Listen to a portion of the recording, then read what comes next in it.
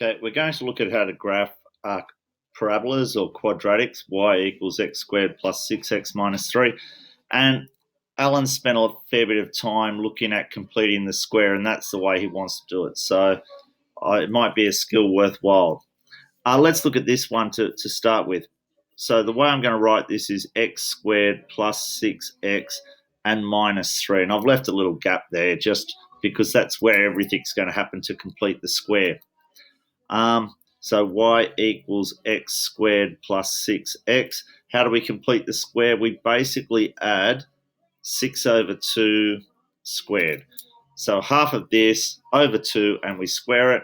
And because we've added it, we've changed the whole function or the whole equation or the whole expression. So we have to minus it as well. 6 over 2 all squared.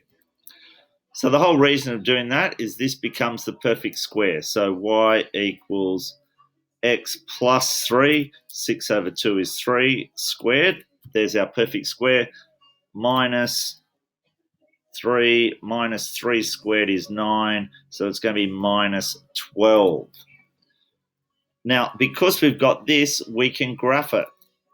We should know. It's not the greatest graph in the world, but we'll see how we go. This is what y equals x squared looks like. It's a parabola. So this is y equals x squared. So the first thing we're going to look at is what happens if instead of y equals x squared, we've got y equals x plus 3 all squared. So here is when x equals 0. When is this equal to 0? When x is minus 3. So this x plus 3 just moves everything over here to minus 3. And suddenly we've got this, and I'll do it a bit darker because we're getting a bit closer to what we want, is our graph. Not a great graph of mine, but this is the graph y equals x plus 3 all squared. Okay, so we're not quite there yet. Now we've got a minus 12 to deal with. What does this minus 12 outside like this all by itself do? It just basically drags this whole thing down to minus 12. So if we think that this is down at minus 12 here, then this point would be dragged down to minus 12. And what we'd end up with is exactly this graph, but pulled down to minus 12. And that would be the graph of y equals x squared plus y equals x squared plus 6x minus 3. So y equals x plus 3 all squared. What does this do? It moves it across to minus 3. A bit counterintuitive that, because the plus 3, it takes it back to minus 3. The minus 12 just drags everything down 12. Let's look at another one, and we'll look at this one first with a minus there. So it's pretty much going to be a very similar thing. We're going to complete the square. So y equals x squared minus 8x, and I'm going to write it as plus 1. How do we complete the square? We halve this number. So y equals x squared minus 8x. And we're going to add 8 on 2, half of this number, and we're going to square it, plus 1. And because we've added it here, we have to minus it, 8 over 2 all squared. Now, I've just kept it there. You might have written this as 4. That's fine. So what we get is y equals x squared minus 8x plus 4 squared plus 1 minus 4 squared here. 8 divided by 2 is 4. So the perfect square is x minus 4 squared minus 15. So again, let's start graphing it. And what happens to this? We've got a few things happening. And we'll start with y equals x squared again. This is y equals x squared. First thing we're going to do is look at what happens when we minus 4 inside the brackets here. This is x equals 0. When is this x 0? when x equals 4. So when x equals 4, 4 minus 4 is 0. So this graph is moved, dragged across to give this graph. Again, I'll try to do it a bit light. This would be the graph of y equals x minus 4 all squared. And then what do we have to do? We have to minus this 15. What does that do? It drags the whole thing down to a minus 15 here.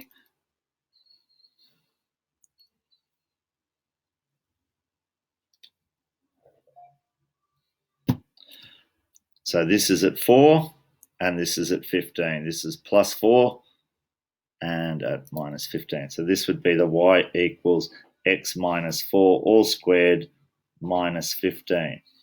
Or y equals x squared minus 8x plus 1. And the last one, what happens if we've got a 2 out the front? Now, we'll try to do this the way I would do it, slightly different to the way Alan does it, but we'll see how we go with it. I would divide everything by, or take 2 as a common factor out straight away. 2 outside of x squared plus 4x, or let's write that as 8 over 2. Leave a gap, that's 8 over 2, I should have written. And this would be plus 3 over 2. And you can see that they're the same things. If we divide times through by 2, you get 2x squared. 2 times this gives us 8x, and 2 times this gives us 3. We're going to complete the square. Y equals 2 outside of x squared plus 8 over 2x plus 3 over 2. So I haven't done anything yet. Let's complete the square. How do we complete the square? We take half of this and we square it. So we're going to do half of that would be 8 over 4 squared. Because we've added it here, we have to minus it here, 8 over 4 squared. Now I could simplify that down to 8 over 4 is obviously 2, but just to show you where we get this from. If this was an odd number, then it becomes a bit harder, bit not as nice, not as pretty, but in this case it all falls out fairly nicely. So you get y equals 2 outside of, and I'll simplify it all now, x squared plus 4x plus 2 squared plus 3 over 2 minus 2 squared. Okay, what does this become? It becomes y equals 2 outside of x plus 2 squared. And we're going to here plus 2 outside of, just expanding it out. This is 1.5 minus 4. 1.5 minus 4 is 2.5. So minus 2.5. So I've just taken that out in the long run. And now I can simplify this a bit. So we're going to get y equals 2 outside of x plus 2 all squared minus 5. Now, let's start graphing this, and we'll decompose it again right from the start. So the first thing I graph is y equals x squared. So here's y equals x squared. What does that plus 2 do? The plus 2 drags it over to minus 2. So this is at x equals 0. When is this 0? At x equals minus 2. So this becomes the graph of, or this little, and I'll just make it a hard line.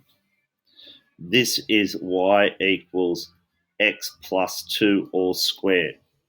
Now, what does this 2 out the front do? As we said before, it squishes everything.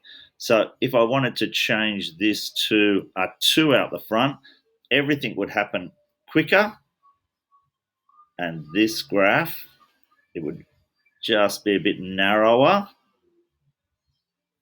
would be our y equals 2 outside of x plus 2. Remember, this is at minus 2. And then the last thing we have to do is drag that down minus 5. So